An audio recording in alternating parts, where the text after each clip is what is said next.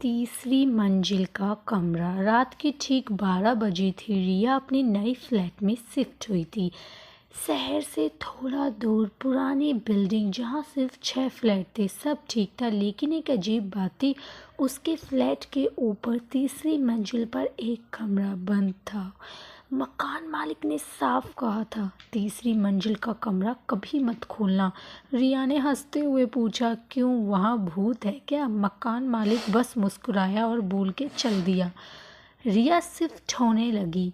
उसने देखा बिल्डिंग काफ़ी गंदी थी, क्योंकि वहाँ पे बहुत कम लोग रहते थे। काफ़ी लोग उस मकान को छोड़कर चले गए थे। रिया काफ़ी घबराई हुई थी पहली रात, क्योंकि उसे थकान थी। उसने पूरे दिन रात मेहनत कर कर उसको समेटा अपने फ्लैट को, और फिर अपने कमरे में, अपनी बालकनी में सब काम करके बेड पर बैठ गई। पर रिया को छत से अजीब अजीब आवाज़, गेट खुलने की और किसी के चलने की आवाज़ आ रही थी। रिया ने बड़ी हिम्मत की और वह उठ के चल दी ऊपर देखने के लिए, क्योंकि तीसरी मंजिल से आवाज़ आ रही थी। रिया चली कि देखे तो सही तीसरी मंजिल पर कौन रहता है। तीसरी मंजिल बिल्कुल सुनसान थी। वहाँ ठंडी हवा थी। रिया ने देखा एक कमरा खुला हुआ है, जिसके बीचों बीच आईना रखा है। रिया उस आईने पर जाकर टॉर्च मारने लगी। वो देख रही थी आईना काफ़ी पुराना था। उसने अपना चेहरा देखा टॉर्च से, फिर उसने उस आईने को छूने की कोशिश करी। आईने को छूते ही रिया के हाथ ठंडे हो गए और एक अजीब सी आवाज़ आने लगी। रिया बहुत घबरा गई और एकदम से उसने जैसे ही आईने को दोबारा छूने की कोशिश की, उसके पास एक अजीब साया। रिया डर के भागने लगी। वह सीढ़ियों से जल्दी जल्दी उतर रही थी। वह इतनी डरी हुई थी कि उसे कुछ नहीं सूझा। वह सीधा आई और आके अपने कमरे में बैठ गई। रिया ने बिल्डिंग के पुराने रिकॉर्ड्स ढूंढे। उसे पता चला 3 साल पहले इसी कमरे में रहने वाली एक लड़की ने आत्महत्या की थी।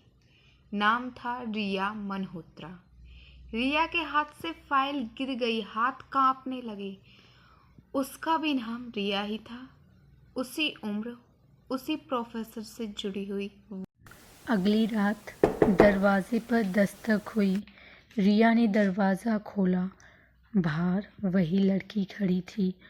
धीरे से बोली, तुमने मेरी जगह रह रही हो, अब मुझे तुम्हारी जगह चाहिए। एकदम से रिया शांत हो गई। उसे कुछ समझ नहीं आया। मानो बिल्कुल दूसरी रिया हो, बिल्कुल रिया की हमशक्ल। रिया एकदम से समंजस में पड़ गई। रिया ठीक से समझ नहीं पा रही थी कि जो सामने है वो उसकी रूह है, या जिसने दरवाज़ा खोला है वह उसकी रूह है। मानो उसके दिमाग ने काम करना बंद कर दिया हो और वह बिल्कुल उसी को देखती जा रही थी। अब मकान में सुबह को एक नई लड़की शिफ्ट हुई। मकान मालिक ने कहा, तीसरी मंजिल पर जो लास्ट वाला कमरा उसे मत खोलना। उसमें एक लड़की रहती थी। वह पागल हो गई थी। आईने में खुद से देखकर बातें करती थी। अब आईने में 2 तस्वीरें थीं, एक पुरानी रिया और एक नई रिया। और आईने को एक और तीसरी लड़की का इंतज़ार था। आईना